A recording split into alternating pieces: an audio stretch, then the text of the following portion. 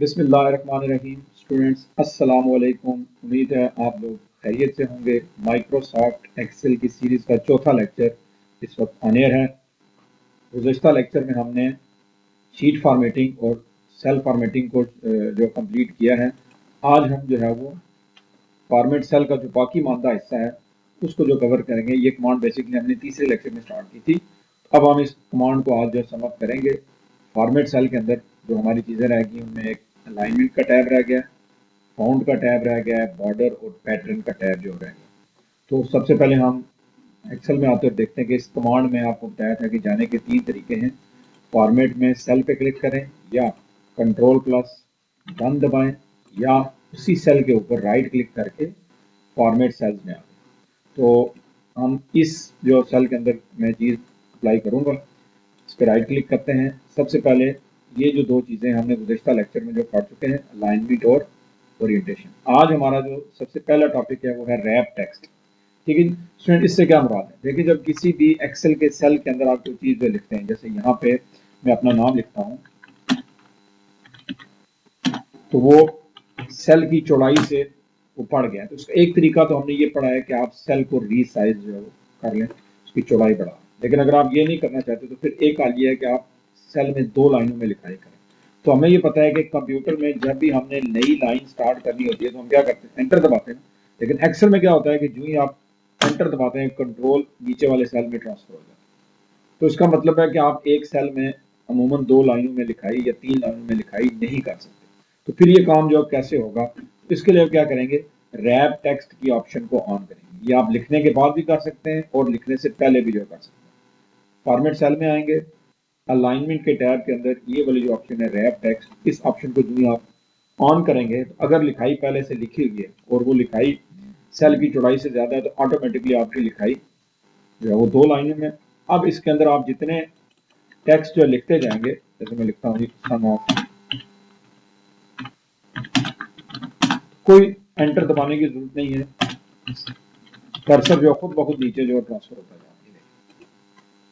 सो अगर आपने एक सेल में मल्टी लाइंस में लिखाई करनी है तो आपको क्या करना पड़ेगा, उस सेल के अंदर जो है वो आपको टेक्स्ट रैपिंग को ऑन करना पड़ेगा। जैसे ये खाली सेल है, इसमें अगर मैं लिखता जाऊँ तो देखें डायरेक्ट लिख रहा है, तो मैं खाली सेल में भी ये कमांड अप्लाई कर सकता हूँ, फॉर्मेट सेल, अलाइनमेंट और देन रैप टेक्स्ट को ऑन कर। अब इसमें आप जो लिखते जाएं तो जो ही लिखाई उसकी चौड़ाई से बढ़ेगी, ऑटोमेटिकली आपका कर्सर जो है वो नीचे जो शिफ्ट होता जाएगा। ठीक है जी। तो ये आप देखा कि सेल के अंदर मल्टी लाइंस में लिखाई। अमूमन जब आप शीट्स वगैरह जो बनाते हैं तो आपको दो सेल्स को जोड़ के उनके अंदर सीरियल नंबर या ऑब्टेन मार्क्स इस तरह की चीज़ें आपने लिखनी होती हैं। तो वो मल्टी लाइंस में अगर आपने काम करना है तो आप क्या करेंगे, रैप टेक्स्ट की ऑप्शन को ऑन कर लेंगे। नेक्स्ट चलते हैं जी। अगली हमारी जो कमांड है वह श्रिंक टू फिट। इतनी ज़्यादा इस्तेमाल नहीं होती, लेकिन आप इसका मतलब जो समझ लें। श्रिंक का मतलब क्या होता है, किसी चीज़ को छोटा कर दें। जैसे हम कहते हैं कपड़े जो श्रिंक हो गए हैं तो उनका साइज जो है उससे छोटे हो गए हैं। तो इसमें आप क्या है कि आप यहाँ पे कोई टेक्स्ट जो लिखते हैं, एक सेल के अंदर आप जो लिखाई लिखते हैं, कोई भी अल्फाज जो लिखते हैं आप, और वो टेक्स्ट के साइज से उनका साइज जो है वो बढ़ जाता है। ठीक है जी। आपको कहा जाता है कि इस पूरी लिखाई को एक ही सेल के अंदर एडजस्ट करें। तो इसका तरीका तो ये है कि आप इसको रीसाइज कर लें, लेकिन कोई आपको कहता है नहीं रीसाइजिंग भी नहीं कर सकते, फिर आप कहते हैं अच्छा इस पर रैपिंग ऑन कर लेते हैं। मैं कहता हूँ रैपिंग भी ऑन नहीं कर सकते, तो फिर इसका हाल है जी श्रिंक टू फिट। इसमें क्या होगा, लिखाई श्रिंक हो जाएगी लेकिन वो इतनी छोटी हो जाएगी कि आपको नजर ही नहीं आएगी। लेकिन अगर आप ये देखना चाहते हैं कि इस सेल में क्या लिखा होगा, तो आप इस सेल में जब जो क्लिक करेंगे तो ये फार्मूला बार के अंदर यहाँ पे आपको सेल के अंदर क्या लिखा होगा वो आपको यहाँ पे जो नजर आएगा। अब यहाँ से तो ये पढ़ा नहीं जा रहा, लेकिन जब आप इस सेल पे क्लिक करेंगे तो उस सेल के अंदर क्या एंट्री है वो आपको यहाँ फार्मूला बार में नजर आ जाएगी। ठीक है जी। तो ये है shrink to fit. Next option जो बहुत ज्यादा इस्तेमाल होने वाली ऑप्शन है और वो है मर्ज सेल। मर्ज का मतलब होता है जी जोड़ना। क्या होना, जोड़ना। तो हम ये करना चाहते हैं कि इन दो सेल्स को और इन 4 सेल्स को और फिर इन 2 सेल्स को जोड़ना चाहते हैं। तो आपने इसके 2 तरीके हैं। पहला तरीका जो कमांड के थ्रू है, मैं इन 2 सेल्स को जोड़ना चाहता हूँ, इनको इकट्ठा सेलेक्ट करके राइट क्लिक करें, फॉर्मेट सेल में ये तीसरी ऑप्शन है मर्ज सेल। जो ही आप इसको आपने मर्ज किया, पहले ये 2 सेल थे, आप ये देखें एक सेल बन गया। इसी तरह मैं इन 4 सेल्स को मर्ज करना चाहता हूँ। उसका दूसरा जो तरीका है वो बड़ा आसान है। ये फॉर्मेटिंग टूल बार पे ये जो आपको ए लिखा हुआ नजर आ रहा है, मर्ज एंड सेंटर, वो तो सिर्फ क्या करता है, मर्ज करता है। ये आपको एक तो मर्ज करता है सेल्स को, दूसरा आपके कर्सर की अलाइनमेंट को क्या कर देता है, सेंटर कर देता है। फिर आगे ये 2 सेल हमने मर्ज करने जी, इनको सिलेक्ट किया, ये मर्ज। अब मर्ज किए हुए सेल्स को अनमर्ज भी किया जा सकता है। कैसे जी, यहां से ये मर्ज का बटन आप ऑफ करेंगे तो ये सेल अपनी ओरिजिनल हालत में वापस जो चले जाए। अक्सर आपने देखा कि इस तरह के टेबल्स होते हैं कि नीचे ये 4 जो कॉलम जो ऊपर एक ही कॉलम जो बना हुआ होता है, तो वो यहाँ से इसकी मर्जिंग के जरिए वो चीज़ें अप्लाई की जाती हैं। या आपके सामने मैंने इधर मैंने कहता हूँ ये इन 4 सेल्स को मर्ज, तो ये मर्ज की ऑप्शन भी आपके सामने कंप्लीट होगी। बहुत इंपॉर्टेंट, और एक्सेल में सबसे ज्यादा फॉर्मेटिंग में ये कमांड यूज भी होती है, जिसको हमने मर्ज सेल का नाम दिया। नेक्स्ट जो बढ़ते हैं जो कमांड की तरफ, अगली जो कमांड है वो हमारा फाउंट का जो है वो टैब है। ये ऑलरेडी हम माइक्रोसॉफ्ट वर्ड के अंदर जो पढ़ चुके हैं, लेकिन जिन लोगों ने माइक्रोसॉफ्ट वर्ड नहीं यूज किया तो मैं यहाँ भी इसको रिवाइज जो कर देता हूँ जी। तो यहाँ पे हम लिखते हैं जी ऊपर कंप्लीट डाटा, कंप्लीट इंफॉर्मेशन। सबसे पहले क्या है जी, नेम है, फिर CNIC है जी, फिर कॉन्टैक्ट है जी, और फिर डिस्ट्रिक्ट आपका कौन सा, और फिर हम कहते हैं जी जेंडर क्या आपका, और इधर हम लिखते हैं रिमार्क्स।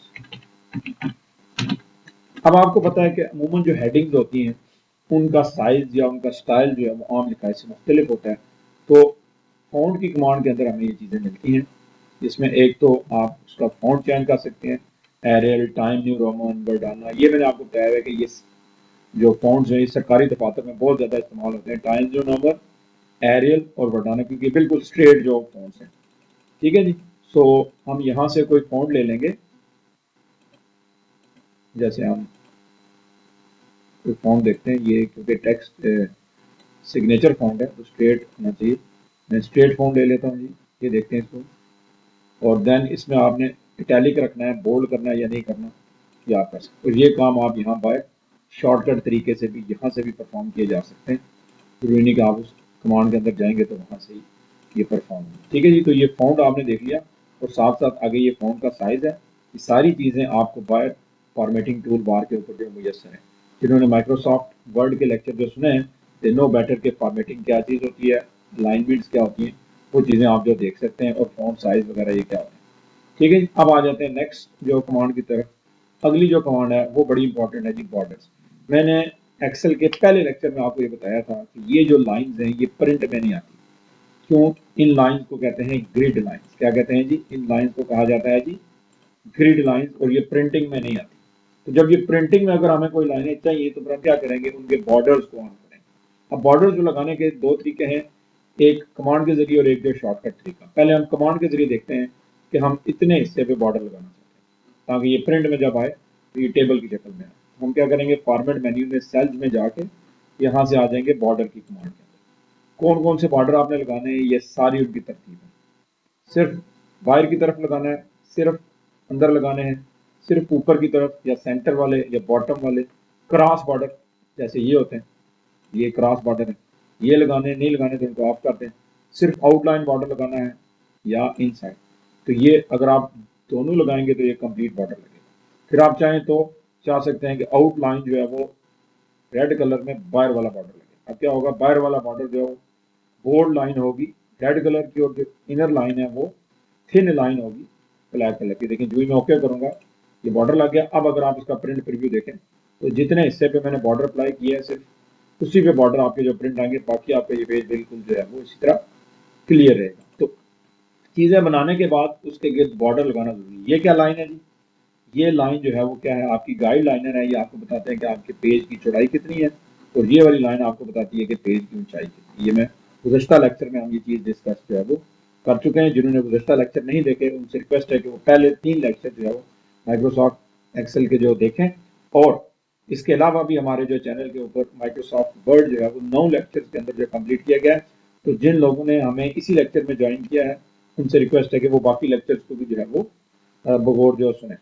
सो ये हो गया जी बॉर्डर्स। बॉर्डर के बाद अब इसकी खूबसूरती के लिए हम इसमें रंग भरना चाहते हैं। उसके लिए हम क्या करेंगे जी, सेल्स में आ जाएंगे और नेक्स्ट जो चीज़ है वो है पैटर्न। इसमें आप ये रंग भर सकते हैं। जैसे मैं कहता हूँ जी, इसमें मैं ये वाला जो कलर भरता हूँ, तो देखें जितने सेल्स मैंने सेलेक्ट किए थे उसमें कलर फिलिंग हो जाएगी। याद रखिएगा, अगर आप किसी दफ्तर में काम कर रहे हैं तो फिर सबसे बेस्ट ये होता है कि फिल कलर आप ये यहाँ से भी जो कर सकते हैं, ब्लैक कलर रखें और जो आउटलाइन कलर है वो वाइट है, ताकि जब आप उसका प्रिंट निकालें तो टेबल जो है वो सही। अब इनकी अलाइनमेंट के लिए हम इनको सेट जो कर लेते हैं। गुज़श्ता लेक्चर में मैंने आपको जो बताया था कि यहाँ से आपने दोनों जो सेंटर करना है, ये भी सेंटर और ये भी सेंटर, तो ये बिल्कुल अलाइनमेंट इनकी क्या हो जाएगी, ये बिल्कुल जो सेंटर में आ। ठीक है जी, क्लियर हो गया। तो इसके अलावा कलर जो फिर करने के अलावा आप जो पैटर्न भी लगा सकते हैं। पैटर्न क्या चीज़ है वो भी देख लें। ये यहाँ पे आप क्लिक करें तो ये मुख्तलिफ जो पैटर्न हैं जो आप अप्लाई जो है वो कर सकते हैं। जैसे मैं ये वाला पैटर्न लगाता हूँ, जो मैं ओके करूँगी, देखें इसके ऊपर ये पैटर्न लगा है तो लिखाई फिर इतनी जो क्लियर और वाजिया जो नज़र नहीं आई।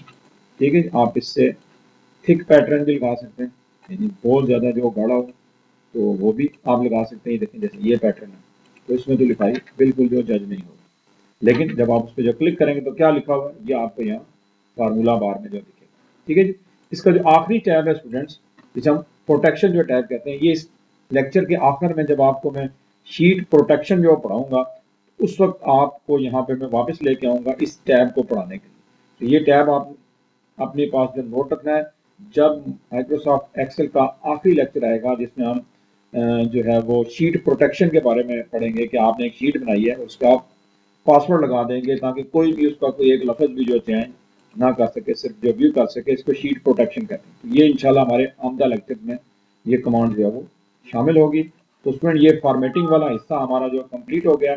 अब हम जो चीज़ देखने जा रहे हैं नेक्स्ट, बहुत ही इंपॉर्टेंट है और ज़्यादातर लोग को इसी का शौक होता है एक्सेल के अंदर कि हम ये चीज़ जो सीखें, और यही एक्सेल का मकसद है। यानी एक्सेल का एक पोर्शन हमने पढ़ा है जो कि डिज़ाइनिंग और फॉर्मेटिंग के रिलेटेड है। अब जो पोर्शन हम पढ़ने जा रहे हैं वो कैलकुलेशन के रिलेटेड है। ठीक है जी, और यही जो बेसिकली माइक्रोसॉफ्ट एक्सेल का जो मकसद है। एक्सेल कैलकुलेशन में हम दो चीज़ें देखेंगे जी, एक देखेंगे फंक्शन, फंक्शन वर्सेस फार्मूला। ठीक है, फंक्शन वर्सेस फार्मूला, ये क्या चीज़ है देखें। फंक्शन जो है वो क्या होता है कि एक्सेल में हम चलते हैं, बने बनाए जो फार्मूलाज होते हैं जिनका कोई नाम होता है उनको फंक्शन कहा जाता है। ठीक है जी, जैसे सम का फंक्शन हो गया, जैसे प्रोडक्ट का फंक्शन हो गया, जैसे इफ का फंक्शन हो गया। तो हर वो फार्मूला जिसका कोई नाम होगा उसको हम क्या कहेंगे, फंक्शन कहेंगे। और ये बने बनाए होते हैं एक्सेल के अंदर, आपने इनको इनमें वैल्यूज देख के अपने रिजल्ट जो देखने होते हैं। जबकि फार्मूला क्या होता है, वो चीज़ जो आप खुद डिवेल्प करते हैं अपनी ज़रूरत के तहत, अपनी ज़रूरत के तहत, यानी इस सेल को इस सेल से मल्टीप्लाई करते हैं, इस सेल को इस सेल से मल्टीप्लाई करते हैं, ये क्या है, फार्मूला है। और याद रखिएगा फार्मूले का कोई नाम नहीं होता, फंक्शन का बाकायदा नाम होता है। ठीक है जी, अब आ जाते हैं थोड़ा सा हमने कैलकुलेशन के लिए चीज़ पढ़नी है। एवरी सेल, हर वो सेल जिसके अंदर आपने फार्मूला या फंक्शन लगाया है उसका स्टार्टिंग जो करेक्टर है वो क्या होता है, इक्वल।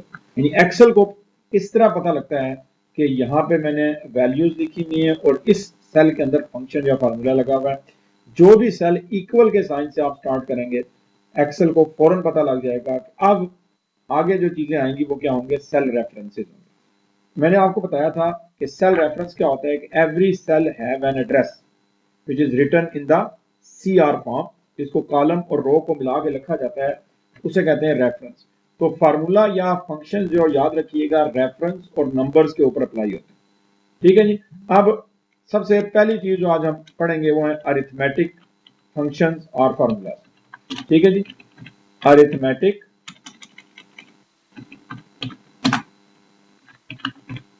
फंक्शंस और फार्मूलाज।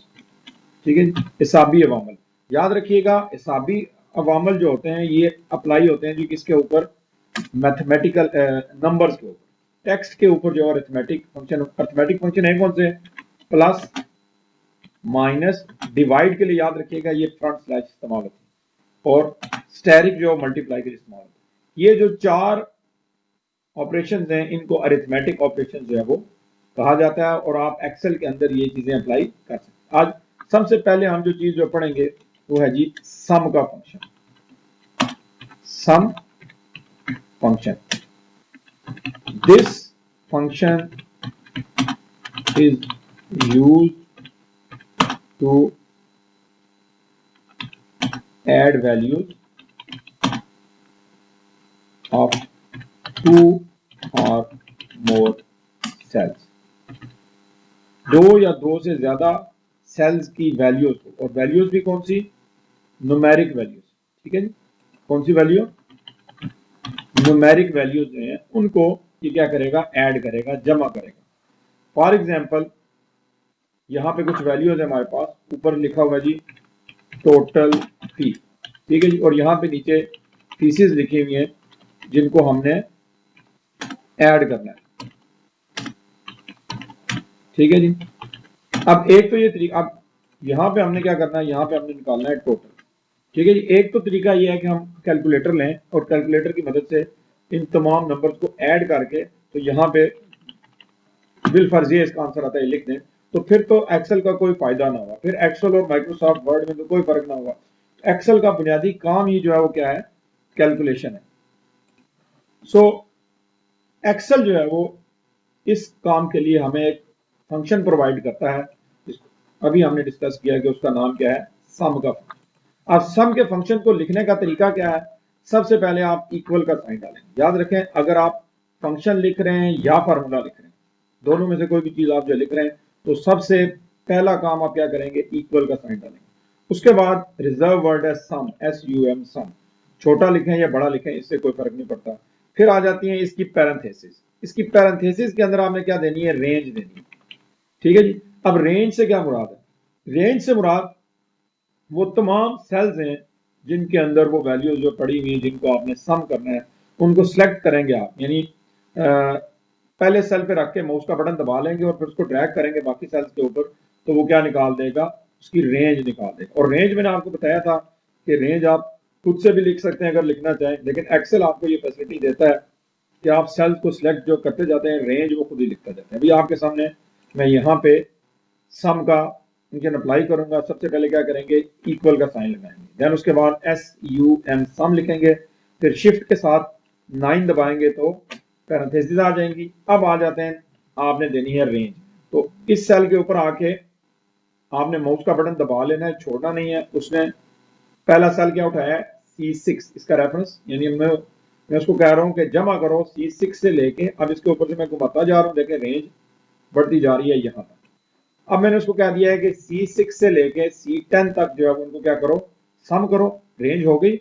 अब आपने शिफ्ट के साथ 0 दबाना है तो ब्रैकेट जो क्लोज हो जाएगी और एंटर दबा देना, तो ये इसका सम आ गया, ठीक है जी। अब आप देखिएगा जो ही ऊपर में वैल्यूज जो चेंज करूंगा, नीचे वैल्यूज जो अपडेट होती जा रही है, आपको नजर आए, ठीक है जी। अब मैं इनमें वैल्यूज जो दे देता हूँ, 2 जो भी वैल्यू होगी उससे उससे कोई सरोकार नहीं है, एग्जैक्टली आपकी वैल्यूज के मुताबिक बिल्कुल एग्जैक्ट सही वैल्यूज जो आएंगी, कोई उसमें गलती का चांस जो है वो नहीं होगा। सो ये तो हो गया जी सम का फंक्शन। अब ये तो जो तब अप्लाई हो रहा है जब वैल्यूज इकट्ठे पड़ेगी, ठीक है जी, यानी इसी के आगे हमने लिखा हुआ जी टोटल मार्क्स, और उसके आगे लिखा हुआ है ऑब्टेन मार्क्स, मैं इनको शॉर्ट में लिख रहा हूँ। अब इनमें मैं वैल्यूज दे देता हूँ, ठीक है जी। यहाँ हम जो वैल्यू देते हैं 200, 200, 100, 75, 75। इसी तरह यहाँ पे ऑब्टेन वैल्यूज में 80, 90, 54, 33 और 46। अब यहाँ पे मैंने इनको ऐड करना है, ये सारी वैल्यूज जो है वो एक सीक्वेंस के साथ एक ही जगह जो पड़ी। अब याद रखिएगा, जरूरी नहीं कि ये डायरेक्शन हमेशा ऊपर से नीचे हो, ये डायरेक्शन दाएं से बाएं भी हो सकती है, ठीक है ना।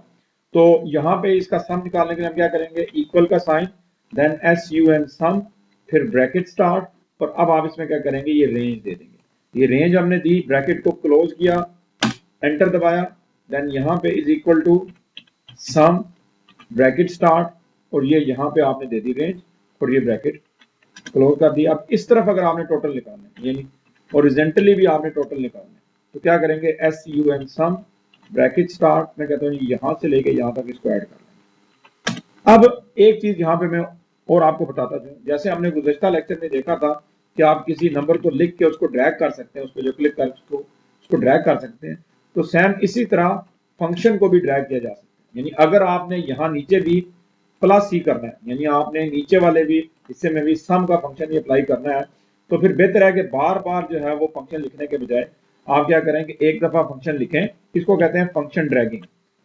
ये मैंने जो फंक्शन लिखा, जब इसका जवाब आ गया तो अब मैंने क्या किया, इस पे जो क्लिक किया और इसको ड्रैग कर लिया जहां तक मैंने सम जो मालूम करेंगे। तो इसने क्या किया, इसने अपने रिस्पेक्टिव सेल्स को जमा कर लिया। अब ये काम कैसे हुआ, देखिए जब हम नंबर को ड्रैग करते हैं तो क्या होता है, नंबर में एक की इंक्रीमेंट होती है ना, यानी इससे अगला नंबर 3, 4, 5 आते हैं। तो सेम इसी तरह जब आप फंक्शन को ड्रैग करते हैं तो उसके रेफरेंस में एक का इजाफा होता जाता है। यहाँ पे रेफरेंस क्या है, C6 से लेके E6, नीचे में जब हमने ड्रैग किया तो क्या हो गया C7, यहाँ क्या किया C8, यहाँ क्या हो गया C9 और यहाँ क्या हो गया C10। तो याद रखें जब आप फंक्शन या फार्मूला को ड्रैग करते हैं उसका जो सेल रेफरेंस होता है उसमें एक का इजाफा जो होता जाता है। जैसे जिस तरह यहाँ पे हमने ऑटो सीरीज में देखा था कि आप नंबर सेलेक्ट करें तो उसके डिफरेंस के मुताबिक उसमें इजाफा होता जाता है, तो यहाँ रेफरेंस में एक का इजाफा होता है, सेल रेफरेंस के अंदर एक का इजाफा। अब थोड़ा सा इसको और इलाबरेट कर लेते हैं। आपने इसमें से सिर्फ ये और ये वाले नंबर जमा करने, यानी जो जो उसमें रेड हुए हैं,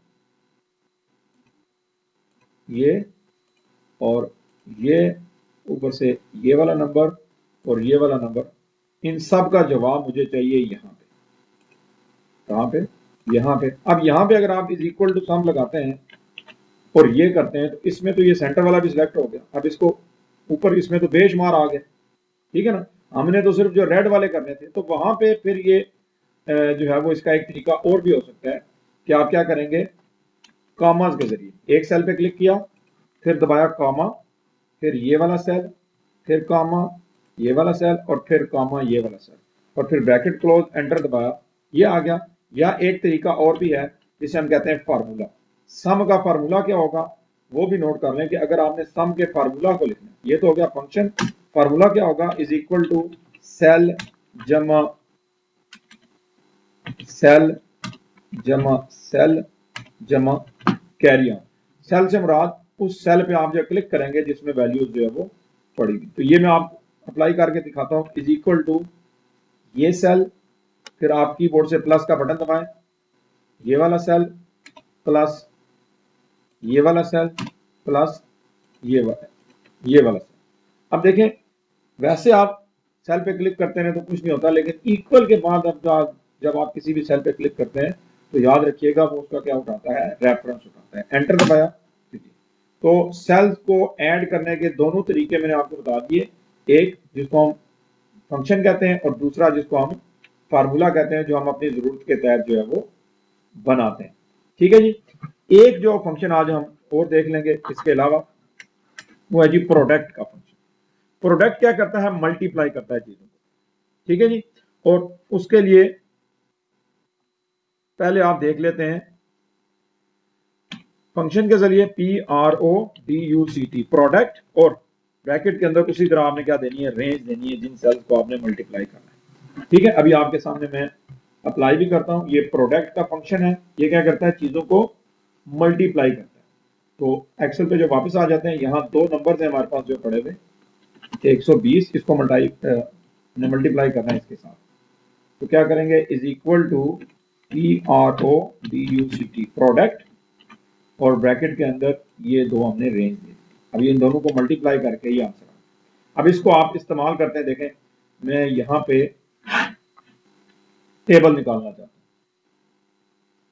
5 क्रॉस 1, और उसके अलावा हम जाते हैं जी यहाँ पे, तो इनको हम कर लेते हैं सेंटर्ड,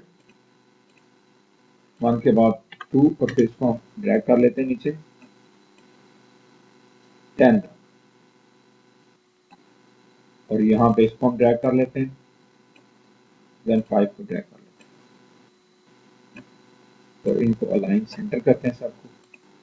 ये अलाइन सेंटर हो गए। अब यहाँ पे मैं लगाता हूँ प्रोडक्ट का PRODUCT प्रोडक्ट, और यहाँ पे ये कामा ये।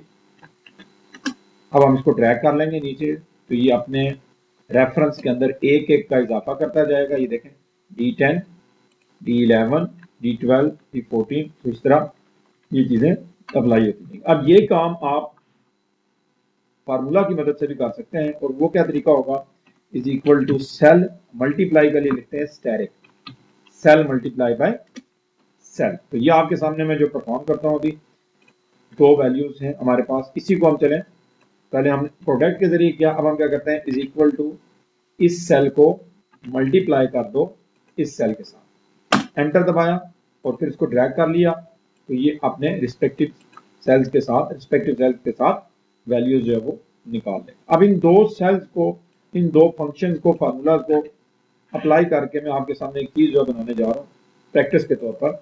हमारे लिए कुछ स्टॉक में हमारे पास कुछ प्रोडक्ट्स हैं जो हम सेल करते हैं, और उनका हिसाब किताब हमने अपने पास जो सेव करना है, ठीक है जी। उसमें उसका यूनिट प्राइस, यूपी से यहाँ मुराद यूनिट प्राइस है, ठीक है जी। स्टॉक उसका कितना है, सोल्ड कितने हैं, ठीक है जी, और हमारे पास सेल कुछ प्रोडक्ट हैं, जैसे एक हमारा प्रोडक्ट है XYZ, एक ABC और एक STV, ये कुछ हमारे पास मुख्तलिफ जो वेबसाइट है, ठीक है जी, DFD। अब इनकी यूनिट प्राइस, एक को कहते हैं हम 150 है, 75 है, 200 एक की प्राइस, और एक की जो प्राइस जो है वो है 50। स्टॉक में चीज़ें जो पड़ी हुई जी 500, ये 200, ये 700, ये 1500। अब सोल्ड जो है ज़्यादा स्टॉक से ज़्यादा तो नहीं होगी और ना ही माइनस में होगी। हम कहते हैं कि ये चीज़ें हमने सेल की हैं जी 85, ये 23, ये 75, और ये हमने सेल की 100। अब सेल कैसे निकलेगी, तो सेल के लिए आप क्या करेंगे, ज़ाहिर है जितनी चीज़ें आपने बेची और जो उनकी यूनिट प्राइस थी उनको आपस में क्या करेंगे, मल्टीप्लाई करेंगे। तो is equal to unit price multiply by जितनी चीज़ें हमने बेची, एंटर दबाया। अब इसको नीचे हम ड्रैग कर लेते हैं, तो ये बाकियों की भी सेल निकाल देगा। अब यहाँ पे अगर हमने निकालनी है टोटल सेल, कंप्लीट सेल कितनी हुई है, तो फिर क्या होगा, इन तमाम सेल्स को हम क्या करेंगे, आपस में सम कर लेंगे, is equal to sum bracket start, और ये रेंज हमने दी और ये एंटर दबाया। तो ये देखें, याद रखिएगा अकाउंटिंग का ये रूल होता है कि जो भी आपके फाइनल रिजल्ट्स होते हैं उनको हमेशा बोल्ड रखें, यानी जो किसी कैलकुलेशन के नतीजे में आए होते हैं उनको हमेशा बोल्ड रखा जाता है। इसके लिए हम बॉर्डर लगाते हैं। बॉर्डर लगाने का एक तरीका ये भी है कि यहाँ से भी आप, ये इसका शॉर्टकट तरीका है बॉर्डर लगाने, ठीक है।